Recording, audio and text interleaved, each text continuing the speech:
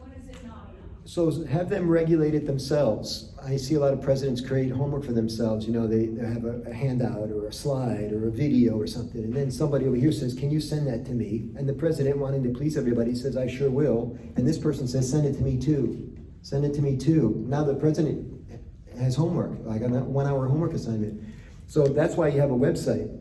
3 things happen at meetings, write them down. Announcements, discussion, and action. Those are the only 3 things that happen. And if it's an announcement, you didn't even need to say it necessarily. It could just be posted on the website. It could be dropped to Facebook. You're wasting time doing that in a meeting. Having said that, I make plenty of announcements at meetings, but I blow through them. They're very quick.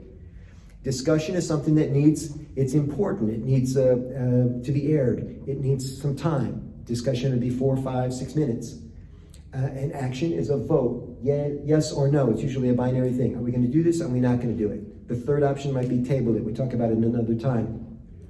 So a big thing in sharing, is the Nashville Club still meeting in a saloon? Yes. I love that about you. I've been there many times. I'd like to come back, by the way. It's a beautiful club. Just to visit.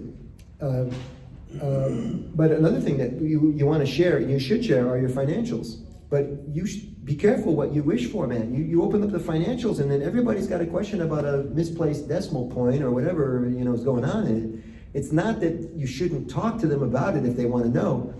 But we did the debate in our club over and over again. Should they be posted in a private web page, or can we just dispatch all of this in one annual business meeting a year, or one little quarterly segment? But if you're opening up that stuff all the time, you're never going to get anything else done, because you're trying to cater to all these people that have seemingly an inexhaustible quest for data and information. And not everybody has that. So take their temperature and find out what they want. And don't cater. It's in management, in work, it's called catering to the lowest common denominator. When you manage to the lowest common denominator, it's insulting to everybody else. You got a question? Yeah, politics is an interesting, this will be my last question, I'll turn it over to Renee. Thank you.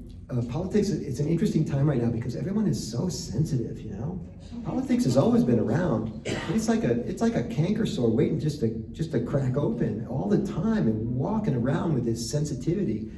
So here's how I like to handle it. I don't think there's anything wrong with politics, but I will say this caveat. Rotary is supposed to be above politics. We're above creed. We're above sexual orientation. We're above all that stuff. That's what I love about the organization. Now, does that mean I can't have an opinion about politics? Does that mean I can't invite a speaker to come in who is running for office?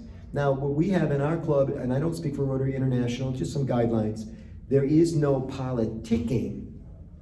Just like in Rotary, you're not supposed to campaign for a position. Doesn't mean you can't communicate. You understand the nuance, right? We have to introduce nuance back to politics, because there ain't none right now. Everybody comes in swinging 2x4s, and there's nuance. We had a very rational, civil discussion last night. He's here today. Where's my war buddy? The guy, maybe not. Yeah, War College, is he here? I thought I saw him from the back. And when I introduced the topic, because I found out what he did, he teaches at a war college, so I got all kinds of questions for this boy. And everybody's drinking, and I'm like, oops, should we light the fuse and see what happens? And I like to challenge people, I'm like, I'll bet we can keep this civil. Let's give it a try. And I did light the fuse, and we talked for 20 minutes. And then Renee and I had to skip to get some sleep. And I don't know what happened after I left the table.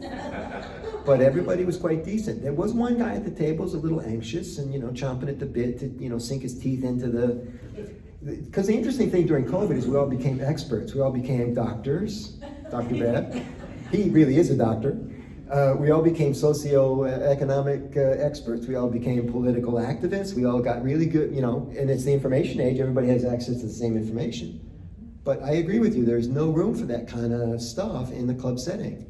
The sheriff is a good citizen. He's running for Rotary. Now, somebody may need to whisper in his ear, you're talking politics too much. We don't campaign here.